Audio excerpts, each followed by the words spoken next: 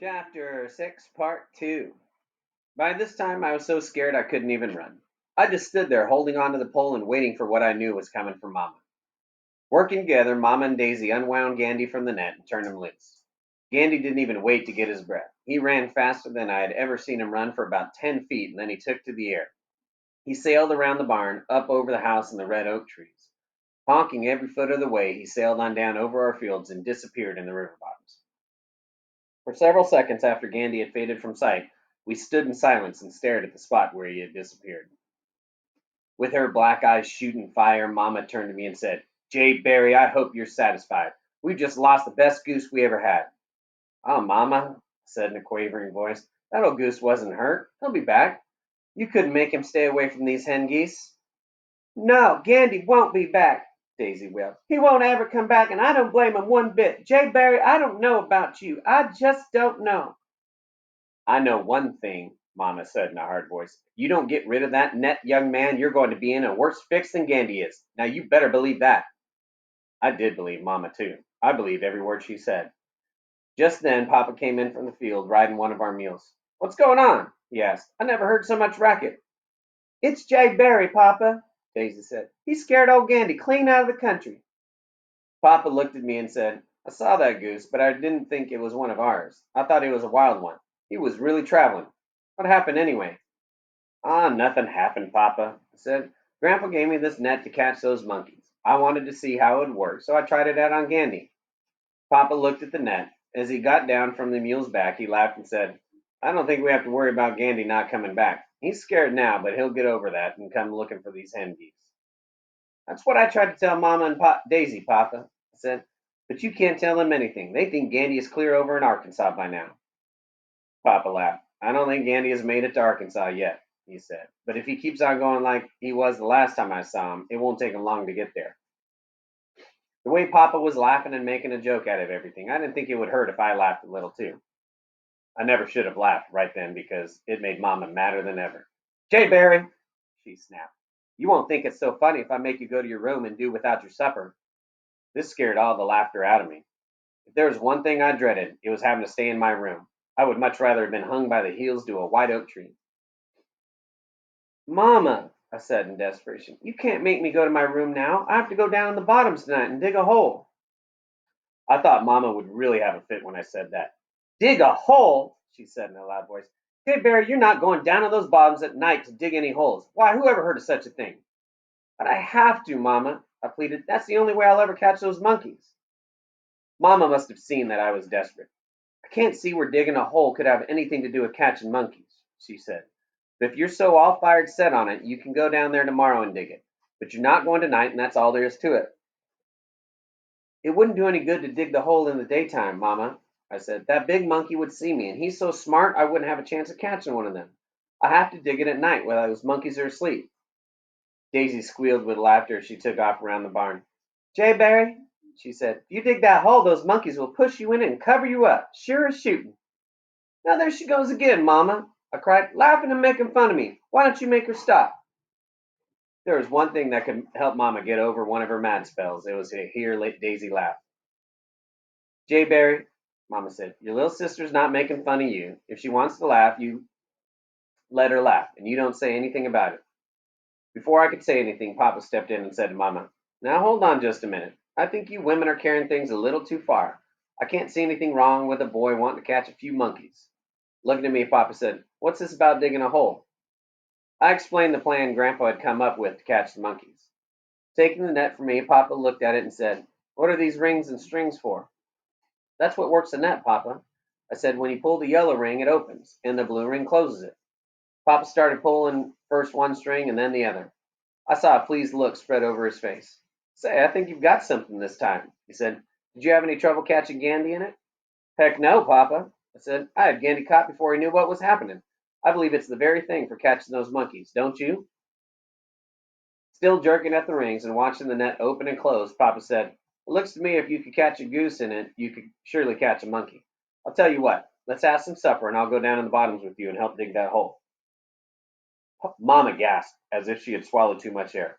Looking at Papa like she couldn't believe what she had just heard, she snapped, "Maybe we better just quit farming and start catching monkeys." Papa laughed and said, "That may not be a bad idea. We could probably make more money catching monkeys than we can farming." Daisy had overheard Mama and Papa.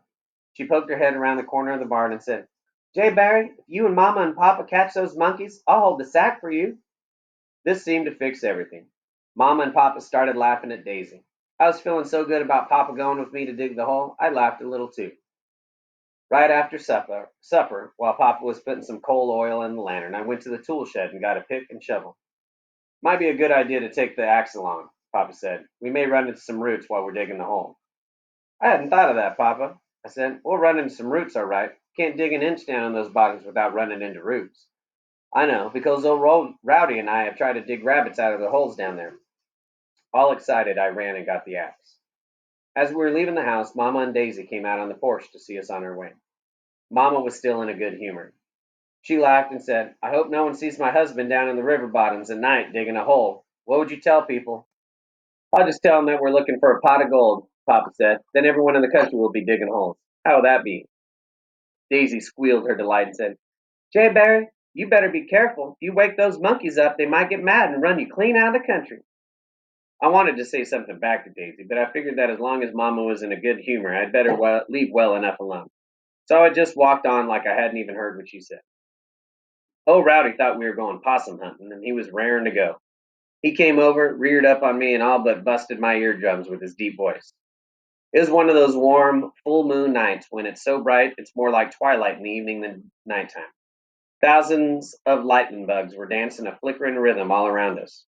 Overhead, I could hear the hissing whistles of feeding bats as they dipped and darted in the starlit sky. From deep in the river bottoms, an old hooty owl was asking his age-old question over and over. "Whoo! Whoo! Whoo!" If Papa hadn't been with me, I would have answered him by saying, "I'm the boogeyman. I'm coming to get you." That usually shut old hooty up. Feeling big and important, I said, "Papa, it sure is a pretty night, isn't it?" "Yes, it is," Papa said. "Nights like this are good for planting. Soil gets warm and mellow. Everything you plant will pop up out of the ground before you know it." Right then, I wasn't interested in any old green thing popping up out of the ground. I was interested in monkeys, ponies, 22s, and things like that. Papa said, "It's going to be a lot darker in the bottoms than it is out here in the fields. Do you think you can find that monkey tree?" "Oh, sure, Papa," I said. "I could find that monkey tree if I had a cotton sack over my head. You just follow me." It wasn't as easy finding the tree as I thought it would be. Several times I got on the wrong trail, but I finally found it. Setting the lantern down on the ground, Papa said, "Where do you think we should dig the hole?" "Oh, anywhere, Papa," I said, looking around. "One place is as good as another, just so it's close to this bur oak tree." Picking out a small opening in the underbrush, Papa raked the dead leaves and sticks to one side with a shovel and started digging. Every time Papa ran into a root, he would rest while I hacked away with the axe. The rich black soil was soft and easy digging. In no time, we had a good-sized hole dug. Climbing out of the hole, Papa said, "How does that look? Do you think it's deep enough?" I looked the hole over and said, "There's one way to be sure, Papa. Roddy and I will get down in it and see how it fits." Papa chuckled and said, "Do you think you could get Rowdy down in the hole?" "Oh, I won't have any trouble doing that, Papa," I said. "Oh, Rowdy will do just about anything I ask him to do. There's only one thing he won't do. He won't help me fight wasp nests. He won't have any part of that." Still chuckling, Papa said, "Well, you can hardly blame him for that." I got down in the hole and called to Rowdy. "Come on, boy," I said. "You may as well get used to the hole because we might be sitting in it for a long time." During the past few days, I had asked Rowdy to do so many things he had never done before that he didn't know straight up from straight down. Standing on the rim of the hole and peering down at me, he started whining and whimpering and fidgeting around. Then he just hauled off and jumped clean over the hole and looked at me from another angle. I could hear Papa chuckling in the darkness. "Oh, Rowdy," I said, "what's the matter with you? Surely you're not scared of this little old hole. Why, you've had your nose in every hole in these bottoms. Come on now." Whimpering like he was getting ready to swim the ice-cold waters of the river, Rowdy got down on his belly, slid off into the hole, and sat down on my side. And we're going to go ahead and say this is going to be your question for Chapter 6, Part 2. That the name of the river is the Merced River, because everybody loves Merced. Right, honey? Uh-huh. Okay, back to the reading. "I'm sorry, boy," I said, patting his head. "I know I've got you all mixed up, but in the morning I think you'll understand what this is all about." "Well, what do you think?" Papa asked. "It's just right, Papa," I said, "but there's one more thing we have to do." "What's that?" Papa asked. Climbing out of the hole, I said, Grandpa thinks it would be a good idea to cover the top of the hole with brush so these monkeys can't see me from the treetops. That won't be hard to do, Papa said, reaching for his pocket knife. Papa started cutting brush while I carried it over and arranged it over the top of the hole. Knowing how smart that $100 monkey was, I took the shovel and scattered the fresh dirt that had come from the hole. And everything had been taken care of. Papa held the lantern up so we could get a better look at our work. I don't care how smart those monkeys are, Papa said. They'll never spot that hole. Why, if I didn't know it was there, I'd probably fall in it myself. At that moment, no big game hunter in Africa could have felt more sure of himself than I did. Papa, I said, I really believe I'll catch some of these monkeys this time. I really do. I do too, Papa said. What time do you intend to be here in the morning? I'd like to be here before sunup, Papa said. In that case, Papa said, we better be getting home so you can get some sleep. End of chapter 6.